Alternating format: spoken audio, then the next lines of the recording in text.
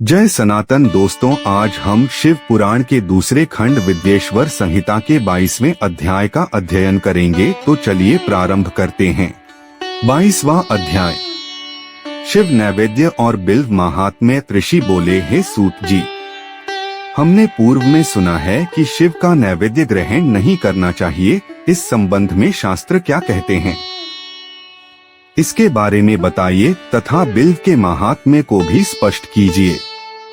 सूत जी ने कहा, हे मुनियो, आप सभी शिव व्रत का पालन करने वाले हैं, इसलिए मैं आपको प्रसन्नता पूर्वक सारी बातें बता रहा हूँ। आप ध्यान पूर्वक सुने। भगवान शिव के भक्त को जो उत्तम व्रत का पालन करता है तथा बाहर भीतर से पवित्र व शुद्ध है, अर्थात निष्काम भावना से भगवान शंकर की पूजा अर्चना करता है, शिव नैवेद्य का अवश्य भक्षण करना चाहिए, क्योंकि नैवेद्य को देख लेने से ही सारे पाप दूर हो जाते हैं। उसको ग्रहण करने से बहुत से पुण्यों का फल मिलता है। नैवेद्य को खाने से हजारों और अरबों यज्ञों का पुण्य अंदर आ जाता है।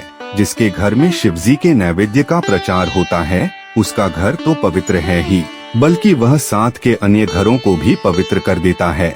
इसलिए सिर झुकाकर प्रसन्नता पूर्वक एवं भक्ति भावना से इसे ग्रहण करें और इसे खा लें। जो मनुष्य इसे ग्रहण करने या लेने में विलंब करता है, वह पाप का भागी होता है। शिव की दीक्षा से युक्त शिव भक्त के लिए नैवेद्य महाप्रसाद है।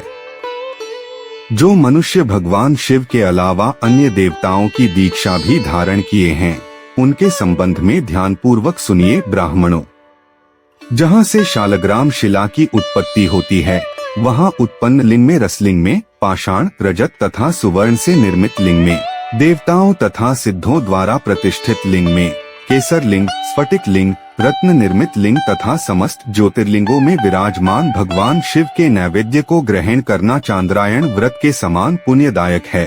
शिव नैवेद्य भक्षण करने एवं उसे सिर पर धारण करने से ब्रह्मा हत्या के पाप से भी छुटकारा मिल जाता है और मनुष्य पवित्र हो जाता है।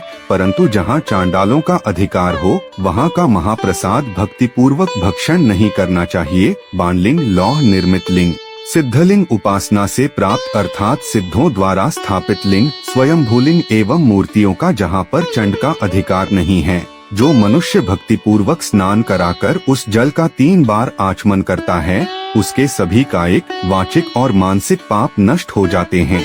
जो वस्तु भगवान शिव को अर्पित की जाती है, वह अत्यंत पवित्र मानी जाती है।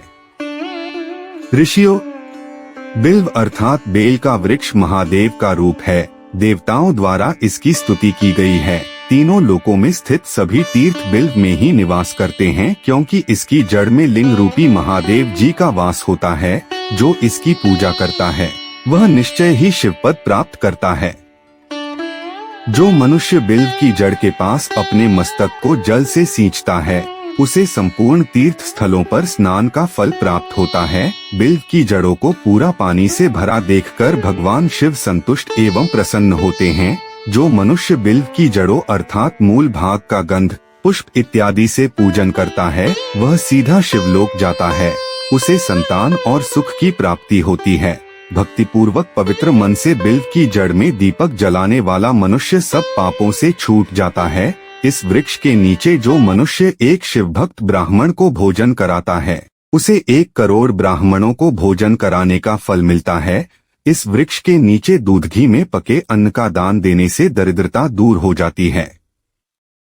हे ऋषियों, प्रवृत्ति और निवृत्ति के 2 मार्ग हैं। प्रवृत्ति के मार्ग में पूजा पाठ करने से मनोरथ पूर्ण हो जाते हैं। यह संपूर्ण अभीष्ट फल प्रदान करता है। किसी सुपात्र गुरु द्वारा विधि विधान से पूजन कराएं। अभिषेक के बाद अघनी चावल से बना नैवेद्य अर्पण करें। पूजा के अंत में शिवलिंग को संपुट में विराजमान कर घर में किसी शुद्ध स्थान पर रख दें। निवृत्ति मार्गी उपासकों को हाथ में ही पूजन करना चाहिए। भिक्षा में प्राप्त भोजन को ही नैवेद्य के रूप में अर्पित करें। निवृत्ति पुरुषों के लिए सूक्ष्म लिंग ही श्रेष्ठ है। विभूति से पूजन करें तथा विभूति को ही निवेदित करें। पूजा करने के उपरांत लिंग को मस्तक पर धारण करें। 22वां अध्याय समाप्त। बोलिए देवों के देव महादेव की जय हो। दोस्तों इस वीडियो में इतना ही। यदि आपको कुछ पूछना हो तो आप कमेंट बॉक्स में लिख दीजिएगा। बाकी मिलते हैं अगली वीडियो में। जय सनातन, जय भोलेनाथ, हर हर महादेव।